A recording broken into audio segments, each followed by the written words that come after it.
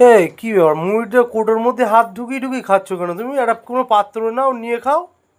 আমি তো বেশি খাবো না ওই জন্য। বেশি খাও কম খাও সেটা কথা না, একটা কোনো পাত্র নে, বাটি ফাটি আছে তো, তাতে ঢেলে খাও। না, আমি কটুতে নেনে খাবো। আচ্ছা, মুখে মুখে কি লাগিয়ে বসে রয়েছো?